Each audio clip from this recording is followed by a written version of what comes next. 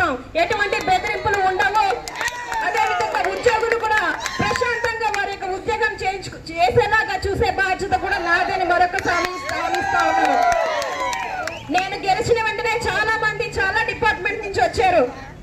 వాళ్ళు చెప్తా ఉన్నారు వాళ్ళు ఇంకా ఏదైనా రికమెండేషన్ అడుగుతారేమో అనుకుంటే అలా కాదు. ఒకవేళ ట్రాన్స్ఫర్లు ఉంటే మాకు సపోర్ట్ చేయండి అమ్మా, మేము మా ప్రాంతానికి వెళ్ళిపోతాం, ఇక్కడ మేము చేయలేకపోతా ఉన్నాం అంటున్నారు. మీ దగ్గర నుంచి అలా ఉండదు, మీరు స్వేచ్ఛగా చేసుకోవచ్చు. మీ పూర్తి బాధ్యత నాదని చెప్పాను ప్రతి ఒక్క డిపార్ట్మెంట్ వాళ్ళకి. కాబట్టి కార్యకర్తలు, నాయకులు, ప్రజలందరూ కూడా నమ్మి ఇంత మంచి అవకాశం నాకు ఇచ్చారు కనుక నేను మంచి పనులు చేసి మన నియోజకవర్గాన్ని కాపాడి అభివృద్ధి చేసి ఇంకా మంచి మాటలో మన నియోజకవర్గాన్ని రాష్ట్రంలో నిలబెట్టాలి, ఒక మాదిరికరమైన నియోజకవర్గంగా చేయాలనే దృక్పథంతో ఈ రోజు మీ ముందుకు వచ్చాను. అది జరగాలంటే మీరందరూ నాకు సపోర్ట్ గా ఉండాలి. మనం ఎవరికి కూడా అన్యాయం చేయొద్దు. వైసీపీ కార్యకర్తలు చేసినట్టే మనం చేయొద్దు. అలాంటి వ్యక్తిత్వం కలిగిన మనుషులు మనమైతే కాదు. కాబట్టి అందరికీ సమన్యాయం, తప్పు తప్పే, ఒప్పు ఒప్పే.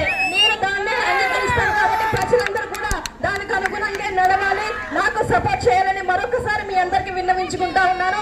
ఇంత మంచి విజయాన్ని నాకు చెప్పినందుకు మరొకసారి నియోజకవర్గ ప్రజలందరూ కూడా పేరు పేరున నమస్కారాలు తెలియజేస్తా ఉన్నారండి. వాతావరణం అనుకూలంగా లేదు, అందుకని త్వరగా ముగిస్తా ఉన్నాను.